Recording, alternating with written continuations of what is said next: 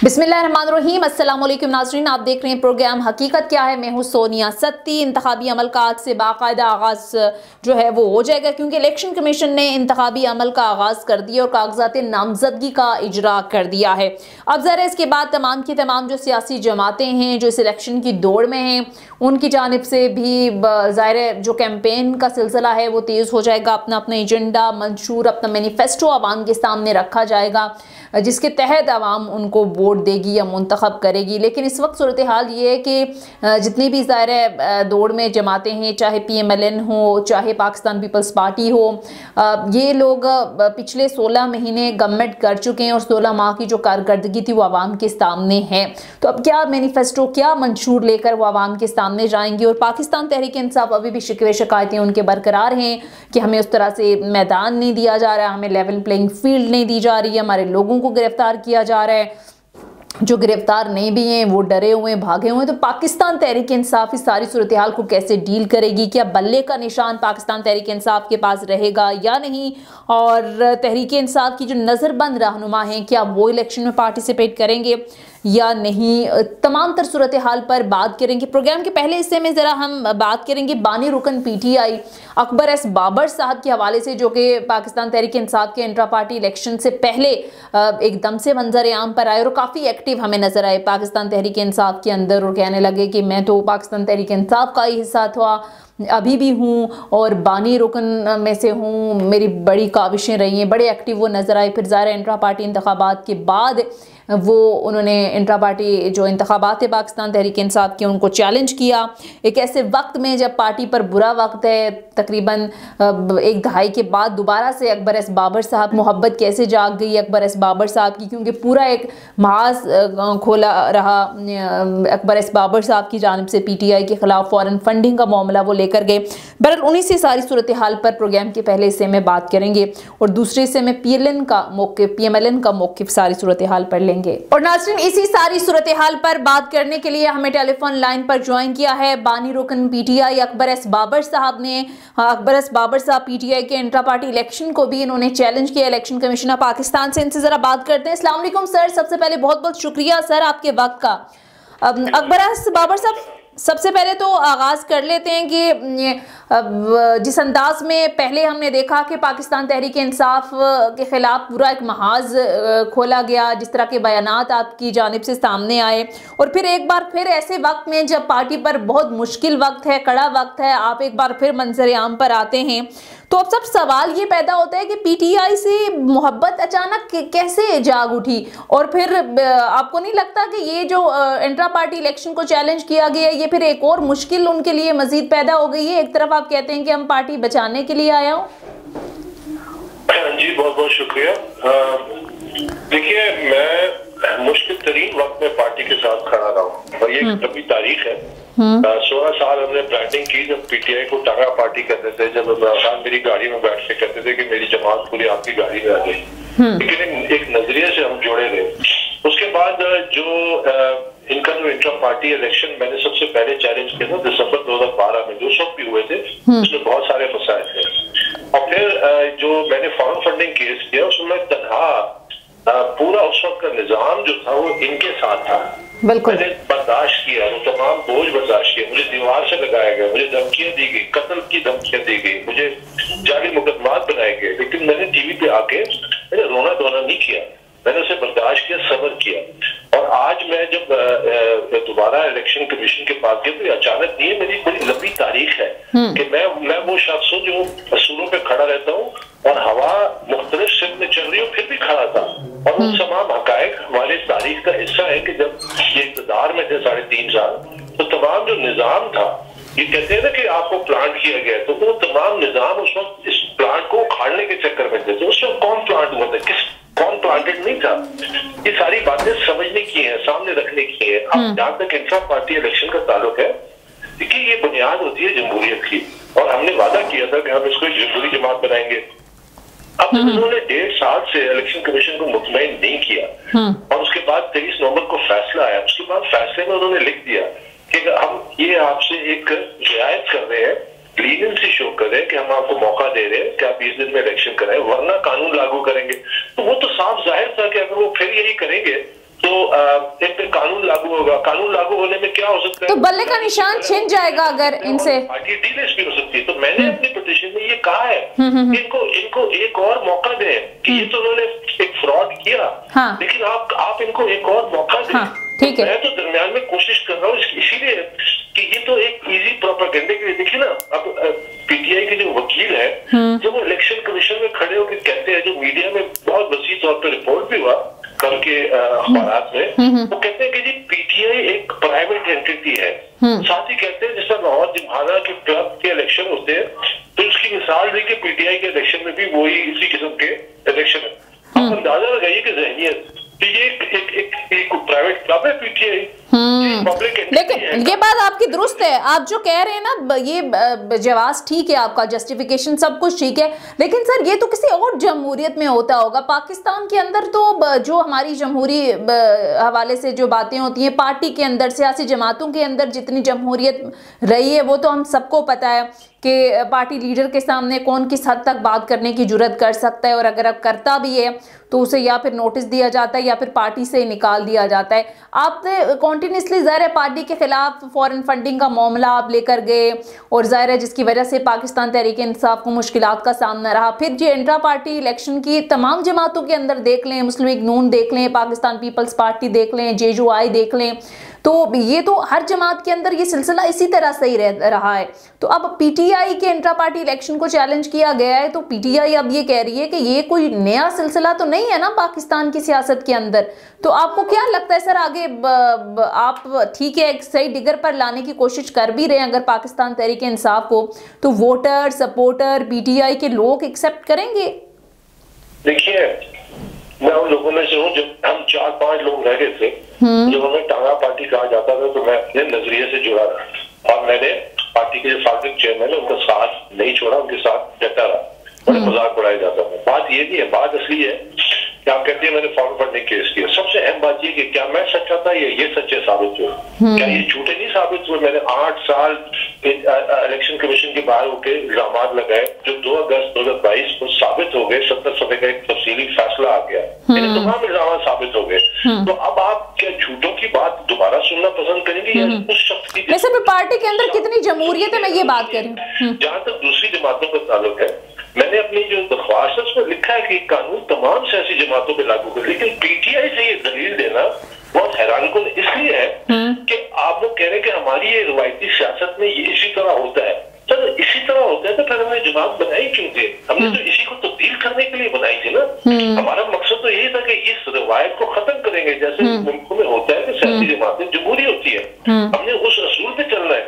अगर हमने आज नहीं अपनाया तो हम कल अपनाना पड़ेगा, क्योंकि ये जो सियासी जमातें जिस तरह उनकी वकील ने कहा कि ये प्राइवेट एंटिटी है, तो ये एक महज एक सीढ़ी है इक़्तिदार की, और ये सिर्फ पीटीआई उसमें एक और सफ में शामिल हो गई है। पहले भी पीपुल्स पार्टी नून लीग यही होता है, आप सही कह रही है, लेकिन हमें इसी को तो बदलना था। बिल्कुल आपकी बात दुरुस्त है। अब सर आपको इस सियासत से पाकिस्तानी अवाम को क्या मिला ये मुझे बताएं। बिल्कुल ये चाहते हैं कि एक रस्म पूरी की जाए जमहूरियत की, या सही मानों में जमहूरियत है जो अवाम के मसाइल हल कर सके। बिल्कुल सही कह रहे हैं। लेकिन अकबर बाबर साहब अब ज़ाहिर है आप बानी रुकन है पीटीआई की, बड़ी स्टार्ट में आपकी स्ट्रगल भी रही इस जमात को खड़ा करने में, लेकिन ज़ाहिर है इख्तलाफात भी हुए बाद में। अब ये जो सारा कुछ हुआ 9 मई के वाक़यात, ओवरऑल पाकिस्तान तहरीक इंसाफ के अंदर आप वक्तन फवक्तन हाईलाइट भी करते रहे कि कौन कौन से लोग हैं, कौन आस्तीन के सांप हैं, और निशानदेही भी आपने की। अब जिस नहज पर पाकिस्तान तहरीक इंसाफ आ चुकी है, क्या मुस्तकबिल सर आप देखते हैं इनका? देखिए मुस्तकबिल उसी तरह मखदूश रहेगा जब तक आप दोबारा अपने बानी असूल पे नहीं आते, जब तक आप दोबारा जो जमहूरियत की हमने जो मैं उन शख्स में हूँ 11 के करीब लोग थे, 12 थे जिन्होंने पाकिस्तान तहरीक इंसाफ का बुनियादी आइन लिखा। मेरे अलावा मेराज मोहम्मद खान थे, सईदुल्लाह नियाजी थे, इमरान खान के first cousin, founding president PTI Punjab, सब कुछ और लोग थे। हमने फाउंडिंग उसका ये आइन लिखा, उस आइन में ये दर्ज था कि हमारी जमात जमहूरी तरह से ऑर्गेनाइज होगी, बादशाहत नहीं होगी, चेयरमैन 2 टर्म के बाद खुद ब खुद रिटायर हो जाएगा। और यही वो बरतानिया में जो होता है, हर सियासी जमात में लीडरशिप अपनी जमात से उठती है। जब आप देखिए अब तजाद देखिए, आज का देखिए, आज बयान है पीटीआई का कि जी हमें हमारे जो इलेक्शन लड़ना चाहते हैं उनसे कागजात नामजदगी छीना जा रहा है। तो मैं उनसे पूछता हूँ कि आपने तो अपने वर्करों को कागजात नामजदगी दिखाया तक नहीं, छीना तो देर की बात है। ये इसीलिए होता है, अगर आज हम हाई मॉरल स्टैंडिंग पे होते और आप एक ट्रांसपेरेंट कराते इलेक्शन, तो मैं भी साथ खड़ा होता। अब मैं किस मुंह से इनकी हिमायत करूं कि वो खुद ही अपने वर्करों को ये हक नहीं देते कि वो अपनी क्यादत का इंतखाब करें, वो लेवल प्लेइंग फील्ड नहीं देते वर्कर को कि वो इंट्रा पार्टी इलेक्शन। तो फिर आप कौमी सतह पे कैसे ही मुतालबा करते हैं कि जी आप बड़े इंसाफ के लिए और ट्रांसपेरेंसी के लिए और लेवल प्लेइंग फील्ड के लिए लड़ रहे हैं। तो ये तजाद है और यही हमारे दिखे। या तो हमने जमहूरियत को रस्म समझ के चलाए जो चल रही है, जो नाकिस है, जो आवाम के मसाइल हल नहीं करती, और दूसरा ये है कि यह अमली ये वैसे प्रैक्टिकली सर होता हुआ आपको नजर आ रहा है, अगले कई सालों तक भी ये होता हुआ आपको नजर आ रहा है पाकिस्तानी सियासत के अंदर? पाकिस्तान की बका इसी में है। ठीक है। अच्छा, ये आप बैरिस्टर अली गौर आज कह रहे थे कि बल्ले का निशान ना मिला तो हम आजाद हैसियत से इलेक्शन लड़ लेंगे। जाहिर है वो तो फिर उनके पास जो भी है। तो मैं आपसे अब इजाजत मांगता हूँ। चलें, ठीक है, बहुत बहुत शुक्रिया। बानी रुकन PTI अकबर एस बाबर साहब प्रोग्राम में हमारे साथ मौजूद थे, बहुत शुक्रिया सर आपके वक्त का। मुख्तसर ब्रेक लेते हैं नाज़रीन, ब्रेक के बाद वापस आएंगे। Stay with us.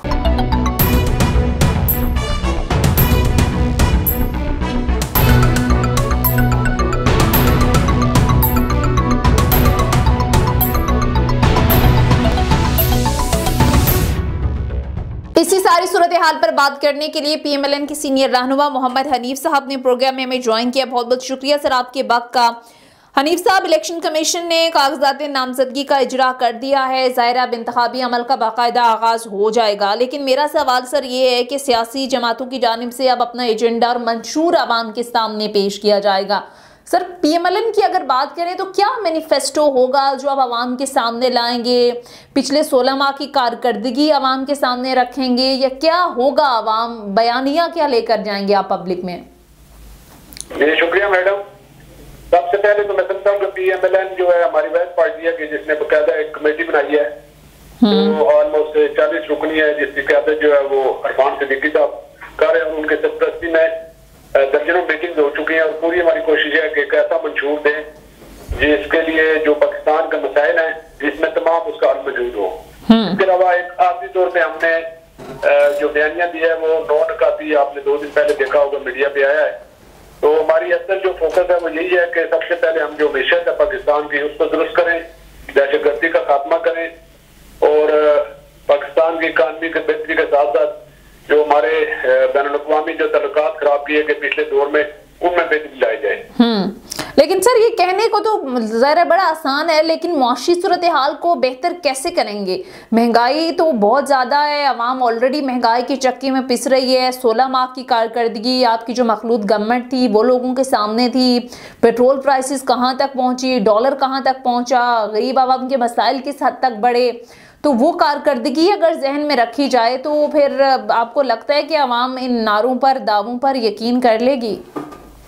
मैडम आपको याद होगा 2013 में जब इख्तियार मिला था मियां नवाज शरीफ साहब को, उस वक्त मुल्क की सूरत हाल इसी तरह थी। फिर डार साहब ने सारा सारी मैशत को दुरुस्त किया और सही डायरेक्शन में लेके गए। फिर जब हमने गवर्नमेंट छोड़ी उस वक्त जो हमारा ग्रोथ रेट क्या था, डॉलर की क्या प्राइस थी, पेट्रोल की क्या प्राइसेस थी, ये जो 16 माह हमने लिए, ये तो पिछले जो तब्दीली नाम की आई थी गवर्नमेंट, उसकी जो सारी तबाही थी वो सारी हमारे गले पड़ी और उसके 16 माह जो हमारी कारकर्दगी थी उसकी बेस पे आज मुल्क जो है वो डिफॉल्ट से बचा है। और हम इंशाअल्लाह ताला उम्मीद करते हैं कि हमारे पास एक तजुर्बाकार टीम है और मियां साहब वापस आ गए, उनकी सरपरस्ती में दोबारा हमारी पार्टी मुल्क को इस बरानों से निकालेगी। अच्छा, बहुत सारी दीगर जमातें लेवल प्लेइंग फील्ड ना होने का शिकवा कर रही हैं, बिलखुसूस पाकिस्तान तहरीक इंसाफ। ये शिकायतें आपको भी माजी में रही हैं कि हमें उस तरह से मैदान नहीं दिया जा रहा, लोग तोड़े जा रहे हैं, अब उस तरह से हमें लेवल प्लेइंग फील्ड नहीं दी जा रही, और आज यही शिकवे शिकायतें पाकिस्तान तहरीक इंसाफ को भी हैं। तो ये दायरे का सफ़र इसी तरह से चल रहा है, कभी एक पार्टी को शिकायत होती है तो दूसरी जो है वो उस पर नजर करम होता है, और कभी एक पर होता है तो दूसरे पिस रहे होते हैं। तो सर कैसे देखते हैं उनकी इस शिकायत को? आपको लगता है तमाम सियासी जमातों को ग्राउंड मिलना चाहिए, अदरवाइज फिर इंतखाबी अमल और फिर नताइज हमेशा से जो क्वेश्चन मार्क रहे हैं अभी भी ऐसा ही होगा? मैडम हमारी जो पार्टी है, आपको याद होगा जब इमरान खान साहब मुंतखब हुए थे तो मियां शहबाज शरीफ साहब ने एज ए अपोजिशन लीडर उनको चार्टर ऑफ इकोनॉमी का कहा था और बार बार कहा था कि सारे मिल बैठकर एक चार्टर तय कर लें जिसके ऊपर सारी पार्टियां पाबंद हो, ताकि बार बार ये जो कहा जाता है कि अदारे जो है दखल अंदाजी करते हैं तो उनका रास्ता रोका जा सके। लेकिन आपने देखा है कि 4 साल उन्होंने गुजार दिए, लेकिन वो अपोजिशन के ना सिर्फ किसी एक बंदे के साथ बैठे बल्कि हाथ मिलाना उन्होंने दोबारा नहीं किया। तो जो सूरत हाल आज उनके सामने है वो तो उन्होंने जो 9 मई का वाकया किया है और जो उन्होंने ज्यादती की है, जो हमारे कौमी हीरो थे मुल्क के, उनकी जो यादगारें थी उनको तोड़ा है, जो आग लगाई है, मुल्क को जलाया है, वो उसका खमियाजा भुगत रहे हैं। जिन लोगों के खिलाफ FIR हैं उनको पकड़ दकर हो रही है, बेगुनाह किसी को नहीं पकड़ रहे। हम भी इससे हमारी पार्टी का भी यही मौक़िफ़ है कि बेगुनाह को छोड़ा जाए, जो गुनहगार है उसको पकड़ा जाए। ठीक है। अच्छा सर, एक सवाल को और जवाब दे दीजिए कि नवाज शरीफ साहब ज़ाहिर है वापस आए, जिस अंदाज में वापस आए और अदालतों से बैक टू बैक जिस अंदाज में उनको रिलीफ मिला, बहुत सारे लोग शिकवे शिकायतें भी करते नज़र आ रहे हैं। लाडला होने का एक तासुर जो है वो पैदा हो गया है और पार्टी के अंदर भी ये डिस्कशन रही कि इस तासुर को किस तरह से ख़त्म किया जाए। और आपको लगता है कि नवाज शरीफ साहब को जिस अंदाज में बैक टू बैक अदालतों से रिलीफ मिले, गो के ज़ाहिर है बहुत सारे केसेस उन पर ऐसे थे जो नहीं होने चाहिए थे, सबूत नहीं दे सके जिन लोगों ने केसेस किए नवाज शरीफ साहब पर, अब वो कहते हैं कि हम सुरखरू हो गए। लेकिन पिछले 6-7 साल उन्होंने इन केसेस को भुगता है, इन्हीं अदालतों से उनको सजाएं हुई, फिर यही अदालतें थी जो उनको रिलीफ दे रही हैं। तो आपको लगता है कि ये तासुर ज़ाहिर होना चाहिए? मैडम 2 केस है मियां साहब के खिलाफ और आप खुद कह रही है कि बहुत से केस उनके खिलाफ नाजायज बनाए गए। तो वो जो नाजायज बनाए गए वो आज सारे खत्म हो रहे हैं और मेरिट पे खत्म हो रहे हैं। ठीक है। तो ये आपको नहीं लगता एक तासुर दीगर सियासी जमातों की तरफ से भी दिया जा रहा है? लाडला होने का जो ताना दिया जा रहा है और तासुर दिया जा रहा है, इस पर पार्टी के अंदर भी बहस है कि इस तासुर को कैसे खत्म किया जाए? लाडले तो मैडम साहब होंगे ना, जब मियां साहब को जो सजा दी गई और जिस तरह 4 साल पहले उनको उतारा गया, वो मेरिट पे उतारा गया और कानूनी तौर पर सही उनको सजा दी गई हो, सारी कौम के सामने है कि किस तरह 2 तारीख प्राइम मिनिस्टर को किस तरह उतारा गया, जगह से तनख्वाह ना लेने पर कामा बेस पे केस पनामा के किया गया, बाद में कामा पे ताजाब किया गया। अच्छा, देखा वही चीजें जो झूठी थी। ठीक है। अच्छा अनीफ साहब, PMLN ने एक अच्छा खासा जलसा किया था नवाज शरीफ की वापसी पर मीनार पाकिस्तान पर और एक मियां साहब ने स्पीच भी की थी, उसके बाद से उस तरह से हमें एक्टिव नजर नहीं आई PMLN लीडरशिप जलसे जुलूसों के हवाले से। इसकी क्या वजह? हमारा जो फिर है ना, उसके बाद पार्टी ने अनाउंस कर दिया था टिकट अप्लाई करें पूरे पाकिस्तान से ना, जो लोग कंटेस्ट करना चाहते हैं इलेक्शन में। तो वो उनका जो आज पार्लिमानी बोर्ड का 15 दिन हो गया कंटिन्यू इजलास हो रहा है। सही। वो उसमें दीजिए कल परसों इंटरव्यू खत्म हो जाएंगे, फिर बकायदा टिकट देकर पूरा जलसों का शेड्यूल आएगा और आप देखेंगे कि पूरे पाकिस्तान में मियां नवाज शरीफ जब निकलेंगे तो इंशाल्लाह ताला पूरी कौम उनके साथ होगी। ठीक है। तो आपको लगता है नवाज शरीफ साहब की राह में हायल रुकावटें अब इलेक्शन लड़ने की अब तमाम तर खत्म हो गई हैं कानूनी? अल्हम्दुलिल्लाह 99% हो गई है। एक जो ताजात नैली वाला है वो भी सुप्रीम कोर्ट ने नोटिस लिया है, तो इंशाल्लाह ताला वो जो ताजात नैली है वो भी खत्म हो जाएगी। और उसके अलावा जो हमने कानून बनाया था उसमें भी यही था कि 5 साल जब मियाद खत्म होगी सजा की तो उसके बाद अल्लाह खुद हल हो जाएगा। बहुत बहुत शुक्रिया। कोई रुकावट है? PMLN रहनुमा मोहम्मद हनीफ साहब प्रोग्राम में हमारे साथ मौजूद है। बहुत शुक्रिया सर आपके वक्त का। नाज़रीन था हमारा आज का प्रोग्राम, फीडबैक जरूर दीजिएगा। अगले प्रोग्राम तक इजाजत दीजिए। खुदा हाफिज।